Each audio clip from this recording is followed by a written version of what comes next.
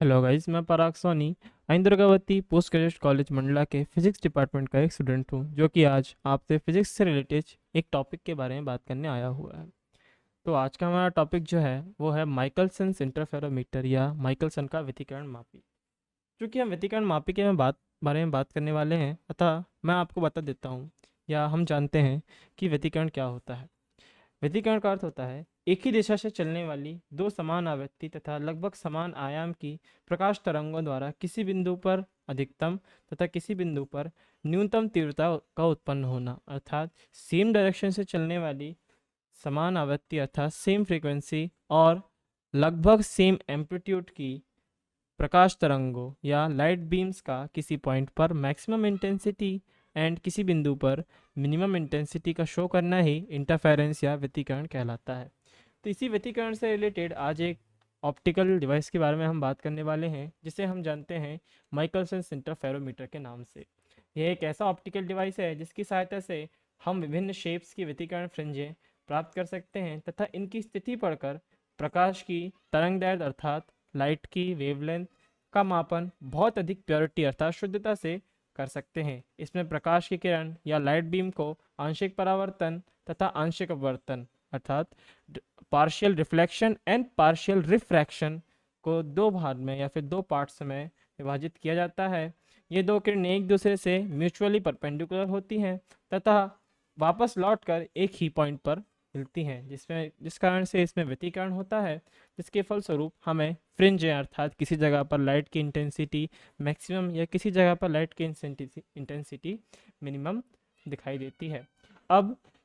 यह जो व्यतिकरण मापी है, इसे बनाने के लिए हम कुछ पार्ट्स का यूज़ करेंगे या फिर कुछ मटेरियल्स का यूज़ करेंगे, जिसमें हम लेते हैं दो प्लेन मिरर्स जिसे हम M1 और M2 के नाम से जानते हैं, जो कि लाइट को रिफ्लेक्ट कर दें, तथा एक हाफ सिल्वर ग्लास प्लेट का यूज़ करते हैं, अर्थात एक तरफ चांदी का लेप लगी हुई ग्लास की प्लेट का यूज़ करते हैं। इस ग्लास की प्लेट को हम क्षैतिज से 45 डिग्री के एंगल अर्थात हॉरिजॉन्टल से 45 डिग्री के एंगल पर सिचुएटेड कर देते हैं या सेट कर लेते हैं। यह लाइट के कुछ पार्ट को M1 की तरफ रिफ्लेक्ट कर देती है तथा कुछ पार्ट को M2 की तरफ रिफ्रैक्ट कर देती है,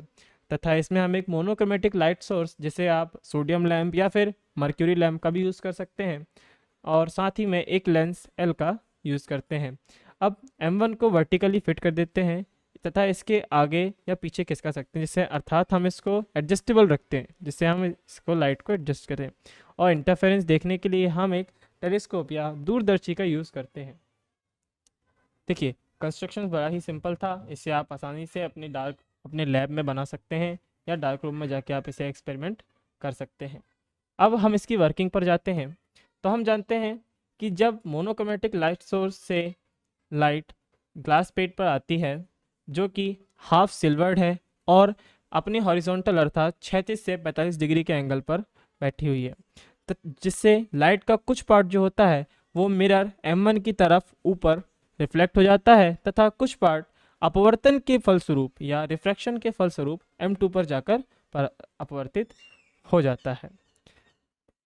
इसके बाद हम देखते हैं, चूंकि M1 व M2 परपेंडिकुलर होते हैं, अर्थात लाइट रे जो होती हैं उन मिरर से टकराकर वापस से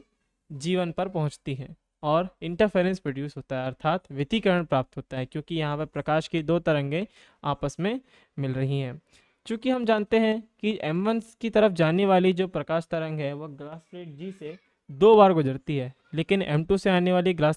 तरंग जो है वो ग्लास से एक ही बार गुजरती है, जिससे कि उन दोनों तरंगों में एक पाथ डिफरेंस अर्थात उनके प्रकाश की मार्ग में एक डिफरेंस आ जाता है, जिसको दूर करने के लिए हम एक और ग्लास प्लेट G2 का यूज़ करते हैं, जिससे कि उनके बीच का जो पाथ डिफरेंस है अर्थात उनके प्रकाश की मार्गों में जो अंतर आया है वह ये अंतर जो है वो न्यूनतम हो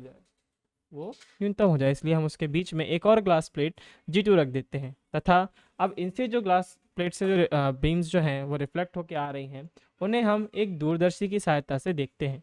अब हम जानते हैं कि यह जो इंटरफेरेंस मीटर बनाया हुआ हमने, इसके कुछ एप्लीकेशंस होते हैं या इनकी सहायता से हम कुछ एप्लीकेशंस इसकी सहायता से हम कुछ चीज़ें जो हैं ज्ञात कर सकते हैं एक प्रकाश की तरंग के बारे में, जैसे कि एक वर्णीय प्रकाश अर्थात मोनोक्रोमेटिक लाइट का वेवलेंथ ज्ञात करना, एक स्रोत से उत्सर्जित दो लगभग समान तरंग दैर्घ्यों का अंतर ज्ञात करना, अर्थात एक ही स्रोत जो आपका लाइट सोर्स है उससे निकलने वाली दो लगभग समान तरंग दैर्घ्य अर्थात दो लगभग सिमिलर वेवलेंथ्स का अंतर ज्ञात करना, एक पतली पारदर्शी फिल्म की मोटाई का अपवर्तनांक ज्ञात करना, अर्थात पारदर्शी फिल्म मतलब एक बहुत ही पतली सी पारदर्शी यानी कि